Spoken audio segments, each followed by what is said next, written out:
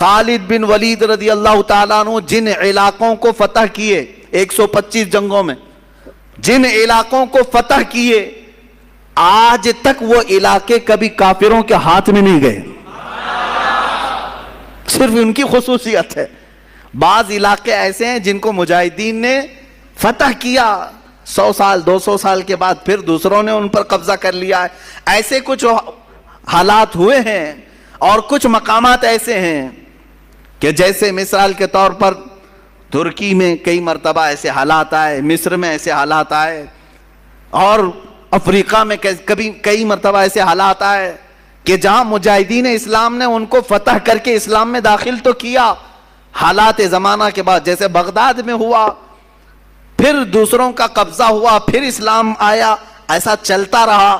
لیکن سیدنا خالد بن ولید نے اپنی زندگی میں جن علاقوں کو فتح کیا، اللہ نے وہ انعام آپ کو رکھا ہے۔ آج 1400 سال گزر جانے کے بعد بھی وہ علاقہ کبھی کافروں کے ہاتھ میں نہیں گیا، کبھی نہیں گئے۔ یہ آپ کی خصوصیت ہے سیدنا خالد بن ولید رضی اللہ تعالیٰ عنہ۔ اب ایک بات یہ بھی میں بتا دوں، وہ لڑتے تھے شہادت کے جذبے میں، ہمیشہ شہادت کے شوق میں لڑتے تھے، شہادت کبھی نہیں ملی، آپ شہید نہیں ہوئے۔ ایک بات یہ بھی، سب سے زیادہ جنگیں لڑنے والے، سب سے زیادہ فتح کرنے والے، سب سے زیادہ سپہ سالاری کرنے والے شہید نہیں ہوئے، شہید نہیں ہوئے۔ حضرت خالد فرماتے ہیں میرے جسم میں، پورے جسم میں ایک بالشت جگہ بھی باقی نہیں جہاں تیر نہ لگا ہو، جہاں نیزے نہ لگے ہوں۔ تیر آئے ہیں، نیزے لگے ہیں، چاقو لگی ہے، پورے جسم کی بات حضرت خالد فرماتے ہیں ایک بالشت جگہ بھی باقی نہیں ہے کہ جس میں تیر نہ لگا ہو، پورے حصے میں تیر لگے ہوئے ہیں، پورے بدن میں۔ حضرت خالد فرماتے ہیں ہر تیر کے بعد میری تمنا ہوتی کہ میں جام شہادت نوش کروں، لیکن نہیں۔ جب آپ کی آخری عمر ہوئی اور آپ بستر پر آرام فرماتے ہیں، موت کے آثار نظر آئے، بستر پر موت آ رہی ہے، آپ اپنے گھر میں انتقال کیے، کسی جنگ میں نہیں۔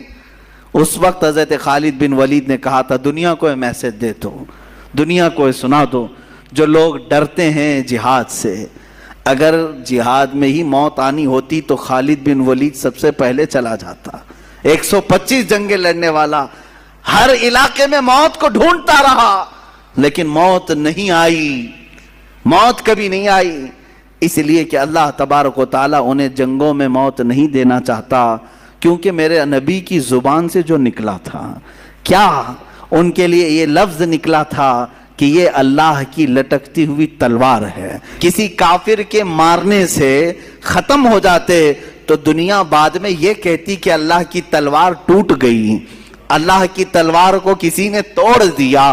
اس لیے میرے مولا نے اس اللہ کی تلوار کو صحیح سلامت رکھا، اور آج تک وہ تلوار اپنی قبر میں صحیح سلامت ہی ہے، صحیح سلامت ہی ہے۔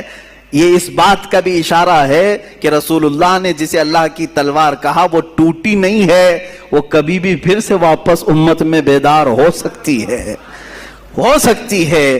اسی لیے اقبال نے کہا تھا نکل کے صحرا سے جس نے الٹ دیا تھا تخت روما کو، نکل کے صحرا سے جس نے الٹ دیا تھا تخت روما کو، سنا ہے قدسیوں سے میں نے کہ وہ شیر پھر ہوشیار ہوگا، سنا ہے قدسیوں سے میں نے کہ وہ شیر پھر ہوشیار ہوگا، وہ شیر انشاءاللہ العزیز اسی امت میں ہوشیار ہوگا۔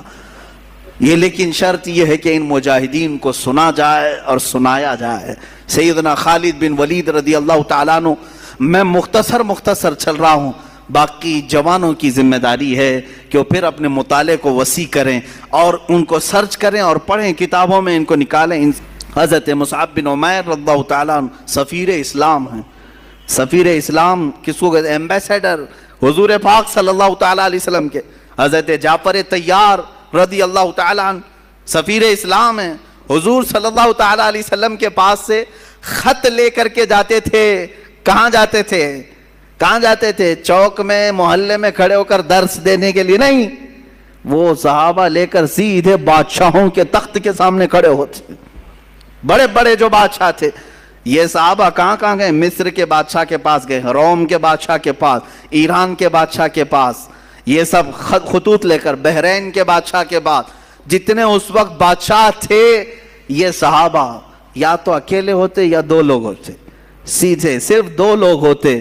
میرے آقا صلی اللہ علیہ وسلم کا لیٹر، خط لے کر کے جاتے اور بادشاہ کے پاس کھول کر کے پڑھتے، کیا کہتے اس میں؟ ایسا نہیں کہ آپ کی اقبال بلند ہو، آپ کی سلطنت بڑی ہے، آپ کی رعایا ایسے ہیں، نہیں، بلکہ سیدھے کہتے بسم اللہ الرحمن الرحیم، اللہ کے نام سے شروع جو نہایت مہربان رحمت والا، میں محمد صلی اللہ تعالیٰ علیہ وسلم کی طرف سے سفیر بن کر کے آیا ہوں، اے بادشاہ میں تجھے دعوت دیتا ہوں کہ تو اسلام قبول کر لے، اور اسلم تسلم یہ کہتے تھے۔ حضور کے اکثر خطوں میں یہ لکھا جاتا تھا اسلم تسلم، اسلام لاؤ امن پا جاؤ گے۔ یہ کس سے کہہ رہے ہوتے؟ وہ اپنے قیدیوں سے نہیں، ملک کے بادشاہ سے۔ بادشاہ غور سے سنتا بھی تھا، بادشاہ غور سے سنتا بھی تھا۔ ان دو صحابہ کا رعب کیسا تھا جو تخت کے سامنے کھڑے ہو کر کے بلند و بالا اعلاناً کہتے۔ کئی مواقع ایسے آئے جن بادشاہوں کے سامنے جھک کر جانے کی عادت رہی ہے، رواج رہا ہے، وہاں وزیروں نے کہا کہ نہیں یہاں سجدہ کر کے جانا ہے، یہ صحابہ اڑ گئے، کہا کہ ہم سجدہ تو صرف اپنے خالق کو کرتے ہیں، ہم تو اپنے نبی محمد صلی اللہ علیہ وسلم کو سجدہ نہیں کرتے، اس بادشاہ کو کیا کریں گے؟ وہ جا کر کے پیغام دیتے بادشاہ کو کہ یہ لوگ کہہ رہے ہیں کہ سجدہ کر کے نہیں آئیں گے، جھک کر نہیں آئیں گے۔ بادشاہ کہتا جیسے آئے ویسے ہی آنے دو۔ کیا پیغام لائے ہیں؟ کیونکہ عرب میں جو بات پھیلی تھی ہر ایک کو تجسس تھا، ایکسائٹڈ تھا کہ کیا میسج آیا ہوگا پتہ نہیں۔ حضور صلی اللہ علیہ وسلم کا میسج خط لکھتے اور پتہ نہیں ان کی زبانوں میں بلا کا اثر بھی ہوتا۔